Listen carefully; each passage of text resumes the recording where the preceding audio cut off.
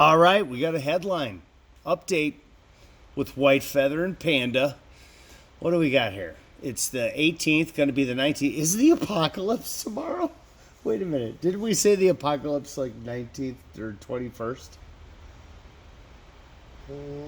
Right? On our last week headline, I was like, when's the apocalypse? You're like, next Friday or something. All right, so what did it? Maybe this is our last headline before the apocalypse. I don't know. We are on DEFCON 2, right? You saw that? So we're on DEFCON 2. Our military nuclear awareness is DEFCON 2. Maybe. But in DEFCON 1 is what? Freaking missiles in the air? That's what I thought. I don't know. I watched that old black and white movie. What's that one? Where they're all sitting around in a round table talking about nuclear destruction. It's a great movie. Is that... Dr. Strangelove. Yes, Dr. Strangelove. That's right. Is that Stanley Kubrick? I think so. Oh, God, they killed him after Eyes Wide Shut. Right? He revealed the P. Diddy parties. He revealed the freak-offs of P. Diddy before P. Diddy was born. Maybe closely born. He was probably bred and recruited for that. Anyway, they killed Kubrick. All right, let's get on to some lighter stuff, right? All right, enough about that. All right, back on it. DOJ paying Larry Nassar victims $100 million over FBI failures. Oh wait, No, FBI involvement. FBI involvement. Is Do that? you concur, Doctor? I do concur, doctor. Wait, I'm not a doctor. I'm an FBI agent. Right? Is that guy? Yeah. So, okay, Larry Nassar was the Michigan State athletic director that was the doctor director, but he was the key massage therapist for the Olympic gymnastics girls team. Massage therapist?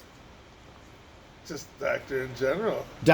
Complete doctor in general. So he was giving intimate massages, adjustments that were beneficial for the performance of these Olympic athlete women, girls, 12, 13-year-old. And he would bring in FBI agents and put them in lab coats and look for concurrence. What? They would consult. They would consult. He would consult FBI agents that were not doctors. They were observers, spectators, but ended up being participants. They were actual participants to make sure it was a real investigation. Yeah. I think so. It makes me think of when the little town of Henderson, Kentucky, had 13 sheriffs dispatched to 3 massage parlors to try to bust inappropriate behavior. And the investigation went on for 18 months, and it cost $5 million. Right? 715. Overtime hour? What was it? 715 interviews. Yeah, 715 participants. And in the end, they busted 3 Chinese national women that had been trafficked, and no recipients, not one recipient arrested and it cost our taxpayers. They went undercover, yeah, and they had participation to confer, and they busted 3 Chinese nationals that got bailed out and then fled to China because they were trafficked. But they didn't go after any of the guys that were in on it or that were serviced. Yeah, kind of like Mr. E that didn't kill himself.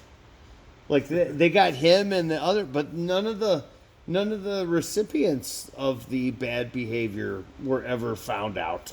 That's weird. I don't know. Kind of like Diddy. All right. Let's move on. God, we got off on a tangent. All right, 911. Oh, yeah, 911 systems down in 13 states. That's weird. 13 states. If you call 911, do you know what they say? It's kind of like when you call the suicide hotline in Iowa. They go, suicide hotline, please hold. Because they cut one wire, One wire. one fiber optic cable. One fiber optic. What do they do if they cut the fiber optic cable that goes across the Atlantic? The big ones that go on the bottom of the sea. What if they cut one of those? It's kind of a big deal. All right, sidetrack. Wow. Sidetrack. It's kind of like how they did the pipeline, the Nord Stream. They could do the same thing. Exactly. All right. Volcano erupts in Indonesia. Alert levels raised. Oh God! Did you see that volcano? People were saying it looked the lightning was in the volcano. It looked so crazy they thought it was AI. Yeah, it was good pictures. So what that volcano? What did it do? I mean that was a big deal. Sulfuric acid Oh, the CO2. and CO2. Oh, CO2 and sulfuric acid from the volcano into the atmosphere. Yeah, only Is that a big deal? a little bit. Oh, only a little bit. So no big deal. Like 1 to 2 human existences worth. So wait a minute. One. What do you mean? As much as humans have polluted and since there's been humans. So how far? From a caveman's fire. Oh, all the come way up on. to- No. All right. So we're going to go back. We had this talk the other day. How long have humans existed? I say 300,000 years plus because they found that mammoth thing from 300,000 years ago that had human cuts like it had been carved up and eaten, right? So they made fires back then. So every campfire from 300,000 years ago to every combustion motor and power plant, coal burning plant until right now. The whole industrial revolution, burning down the ancient forests in Europe. So everything until now has been doubled since this volcano went off. I don't know about this one. Mount Pinatubo did it every day for like 3 months. So are you saying that every time a volcano goes off and it erupts for a day, that it equalizes or does more damage to the atmosphere than everything that humans have done since we've rubbed sticks together and made fires? Pretty sure there's hundreds of active volcanoes every day. So are you telling me that if I buy a Tesla electric vehicle that it really doesn't make a difference? Just has all the nasty ground polluting chemicals, all the lithium, Oh no! Are you saying it goes backwards the, if you? the heavy metals. Extracting all the heavy metals and shit like that out of the earth to make these electric vehicles is almost worse on our environment than if you just had a regular old gas motor running. Doesn't pollute the air as much. It just pollutes the water and the ground. We don't care about groundwater. What about the tire? You were telling me about the tires polluting. The particulates, the stuff that rubs off the tires when they wear. So the heavy electric cars like the Teslas are so heavy, right? And they wear the tires down, so the stuff that comes off of the tires from heavy vehicles is worse for the atmosphere than just a regular running car. Yeah.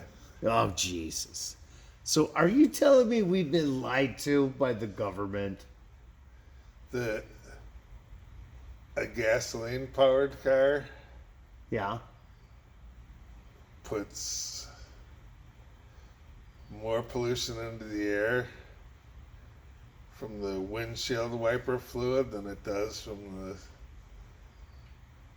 gasoline leaking out of the gas system and the emissions out of the tailpipe and the time that it takes to use the wiper. The wiper fluid. Hold on now. Wiper fluid.